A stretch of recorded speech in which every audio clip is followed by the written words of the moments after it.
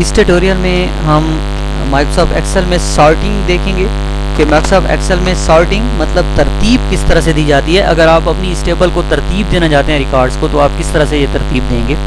तो इस मकसद के लिए आप सॉर्टिंग का ऑप्शन यूज़ करते हैं। किस तरह से सॉर्टिंग की जाती है आइए देखें। सबसे पहले आप अपने टेबल के फर्स्ट सेल को सिलेक्ट करेंगे। इसमें पूरी टेबल को सिलेक्ट करना ज़रूरी नहीं होता। अगर टेबल बहुत बड़ी है तो आप सिर्फ पहले सेल के ऊपर कर्सर को प्लेस करें और अपना फोकस सेट करें पहले सेल के ऊपर।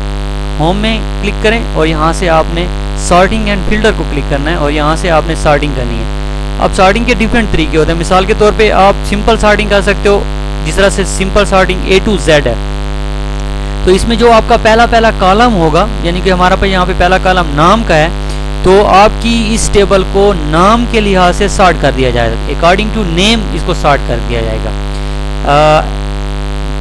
लेट से अगर आप सॉर्टिंग A to Z कर रहे हैं तो इसका मतलब है कि नामों की तरतीब A to Z होगी, यानी कि A वाले पहले आएंगे, फिर B वाले आएंगे, फिर C वाले आएंगे, फिर D। जिस तरह से आप देखें अली कासिम आ रहा है यहाँ पे, तो कासिम को आखिर में होना चाहिए, जिया को आखिर में होना चाहिए।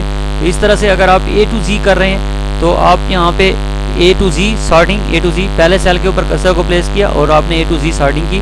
आप देखें अली, बिलाल, मजीद, नुमान, कासिम, शाहिद एंड जिया, ये इस तरह से तरतीब में है। अगर आप इस तरह से करते हैं, आपने पहले सेल के ऊपर कर्सर को प्लेस किया, आपने किया Z to A, तो ये उलट हो जाएगा, जिया, शाहिद, कासिम, नुमान, माजिद, बिलाल एंड अली। ये तो एक सिंपल सा तरीका है सॉर्टिंग का। इसके अलावा अगर आप मजीद सॉर्टिंग करना चाहते हो, लेट से आप कहते हैं कि नहीं जी हमने परसेंटेज के हिसाब से सॉर्ट करनी है, यानी कि हम ये देखना चाहते हैं कि कौन से स्टूडेंट हैं जो जिसकी सबसे ज़्यादा परसेंटेज है, फिर उसके बाद उससे कम, फिर उसके बाद उससे कम। तो उस हिसाब से ये जो 87 है ये सबसे पहले आना चाहिए, फिर 86 आना चाहिए, फिर 75 आना चाहिए। तो इस तरह से ये रिकॉर्ड आने चाहिए, यानी कि अली का रिकॉर्ड पहले आना चाहिए, फिर कासिम का रिकॉर्ड आना चाहिए। तो इस तरीके से ये रिकॉर्ड जो है सॉर्टिंग हो। तो उसके लिए आप पहले अपनी टेबल के पहले सेल को सिलेक्ट करें, सॉर्टिंग में जाएं और यहाँ से आप करेंगे कस्टम सॉर्ट। कस्टम सॉर्ट के ऊपर क्लिक करने से वो आपसे पूछेगा कि आपने कौन से कॉलम को सॉर्ट करना है, किस कॉलम की बुनियाद के ऊपर सॉर्ट करना चाहते हैं। तो हम यहाँ से सिलेक्ट करेंगे परसेंटेज। हम परसेंटेज की बुनियाद, परसेंटेज को बेस बनाकर इसको सॉर्टिंग करना चाहते हैं। तो परसेंटेज सिलेक्ट कर ली, largest to smallest, smallest to largest, पहले छोटी परसेंटेज फिर ज़्यादा, लार्जेस्ट टू स्मॉलेस्ट, पहले बड़ी परसेंटेज फिर कम। तो ये भी आप सिलेक्ट कर लें। ऑर्डर सेलेक्ट करने के बाद आपने ओके करना है। तो यहाँ पे आप देखेंगे कि 87 अली का रिकॉर्ड सबसे पहले, फिर कासिम का रिकॉर्ड आ गया, फिर बिलाल का आ गया, फिर जिया का आ गया, इस तरह से शाहिद, माजिद, आखिर में इनकी अब यहाँ पे एक और चीज़ आपको मैं बताऊँ, क्योंकि यहाँ पे आप देख रहे हैं कि शाहिद की भी 25% है और मजीद की भी 25 है परसेंटेज। तो इसमें से कौन सा रिकॉर्ड पहले आना चाहिए, मजीद आना चाहिए, शाहिद आना चाहिए। इसके लिए माइक्रोसॉफ्ट एक्सेल आपको लेवल सॉर्टिंग का एक और ऑप्शन देती है। आप अपने कर्सर को पहले सेल के ऊपर क्लिक करें, सॉर्टिंग, कस्टम सॉर्टिंग। अब एक लेवल आपने सॉर्टिंग की हुई है, यानी कि पूरी टेबल परसेंटेज के लिहाज से सॉर्टेड है।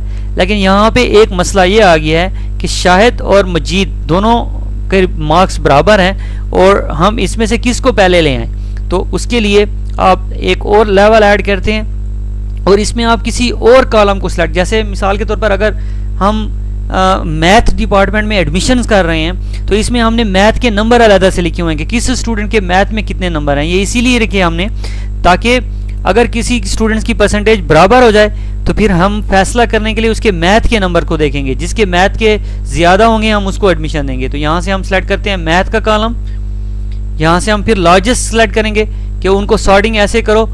अब यहाँ पे ये होगा कि पहले परसेंटेज के परसेंटेज को बुनियाद बनाकर सॉर्ट कर दिया जाएगा और कहीं पे भी अगर कहीं किसी की परसेंटेज बराबर आ जाएगी, जैसे यहाँ पे है तो इसकी भी 25 है, इसकी भी 25 है, तो फिर मैथ वाले कॉलम को बुनियाद बनाकर इन दोनों को सॉर्ट किया जाएगा और इसमें से जिसके ज़्यादा मैथ में नंबर होंगे वो ऊपर आ जाएगा।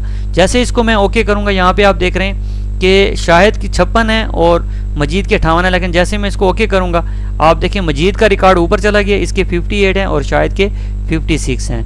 तो माइक्रोसॉफ्ट एक्सेल में सॉर्टिंग करने के लिए हम अपने कर्सर को पहले सेल के ऊपर प्लेस करते हैं, अपनी टेबल के पहले कॉलम जो हमारा पास पहला स्टार्टिंग सेल है, और फिर उसके बाद हमारे पास सिंपल सॉर्टिंग है और कस्टम सॉर्टिंग है। यहाँ से हम सॉर्टिंग करते हैं। इंशाल्लाह नेक्स्ट लेक्चर्स में हम कुछ और मज़ीद चीज़ों को डिस्कस करेंगे। आप विज़िट करें www.learninghints.com।